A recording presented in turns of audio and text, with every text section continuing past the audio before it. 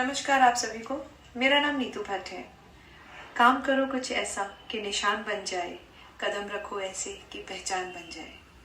मैं इस सपने के साथ ही हमेशा सोचती थी कि क्या करूं कि किस तरीके से कि मेरा एक निशान, एक पहचान बन जाए। और इस पहचान को बनाने के लिए मैं हमेशा कोशिश किया करती थी। कई बार कोशिश करी, लेकिन फैमिली बाउंडेशंस और रिस्ट्रिक्शंस की वजह से आगे नहीं बढ़ पाई। कोशिश किया कि पेजेंट में रजिस्टर करूं, लेकिन फैमिली वालों ने कहा नहीं, अभी नहीं, पढ़ाई करो। फिर पढ़ाई करने लगी, शादी हो गई। शादी होने के बाद फिर सपने पीछे रह गए।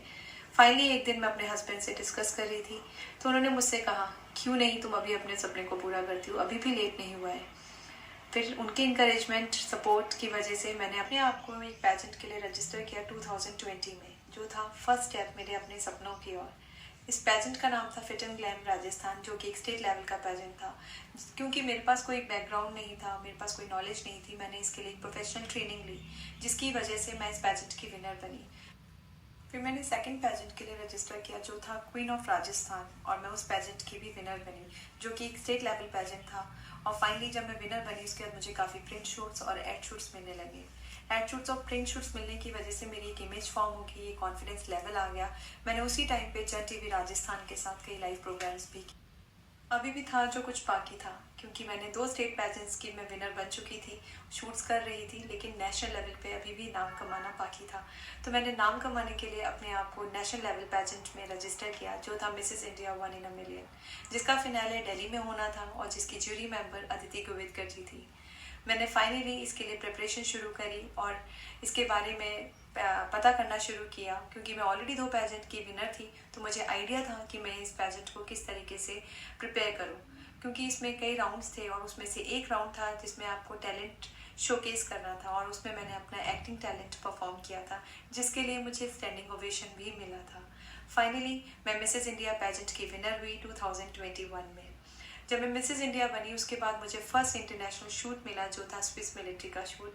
और उसके बाद मैं कई शूट्स करती गई और मुझे फाइनली एक ब्रेक मिला एक मूवी के तौर पे, जिसमें मुझे रिकग्निशन मिली राजस्थानी मूवी में, और मैंने रज़ा मुराद जी के साथ काम किया फर्स्ट टाइम। रज़ा मुराद जी के साथ जब मैंने काम किया, उसके बाद मैंने राजस्थानी मूवीज़ में कई मूवीज़ में काम किया, एज अ लीड भी और एज अ मदर भी। राजस्थानी मूवीज़ में मैंने काम करते करते मुझे बॉलीवुड मूवीज़ भी मिलना शुरू हो गई। मैंने बॉलीवुड मूवी में जोरा मूवी में काम किया, जिसके बॉलीवुड डायरेक्टर हैं राजीव राय जी, जिनके डायरेक्शन में मैंने काम किया। उसके बाद लगता था कि मैं अपने सपने के काफ़ी करीब पहुंच चुकी हूँ, लेकिन क्योंकि हम आर्मी लाइफ में हमारी पोस्टिंग्स हो जाती हैं और हम एक जगह पे नहीं रह पाते, तो ये स्ट्रगल हमेशा करना ही पड़ता है कि आप एक जगह से दूसरी जगह जाओ काम करने के लिए। तो इसके लिए बहुत ज़रूरी होता है कि आपको फैमिली सपोर्ट मिले। मुझे मेरी फैमिली का पूरा सपोर्ट था और मेरे हस्बैंड ने मुझे कहा कि तुम मुंबई चली जाओ। फाइनली मैंने ये एक स्टेप बढ़ाया और डरते हुए मैं मुंबई गई, और मुंबई जाने के बाद मुझे टीवी सीरियल्स और एड शूट्स मिलना शुरू हो गए, और ये थी मेरी जर्नी की शुरुआत। मैं ऐसे नहीं कहूँगी कि मेरी जर्नी काफ़ी आगे बढ़ गई है। मुझे ऐसा लगता है कि अगर मोटिवेशन हो और आपकी फैमिली का सपोर्ट हो और आप में डेडिकेशन हो, तो आप अपने सपनों के करीब जा सकते हैं और उन्हें पूरा कर सकते हैं। Thank you.